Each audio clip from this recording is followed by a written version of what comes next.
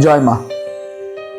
আপনি কি দীর্ঘদিন ধরে কোনো আইনি সমস্যায় জড়িয়ে পড়েছেন?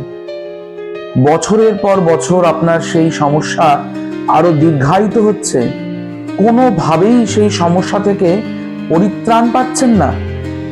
অবশ্যই এই সমস্যা থেকে বাঁচার উপায় রয়েছে, এবং সেটা অবশ্যই তন্ত্রোক্ত সমাধান।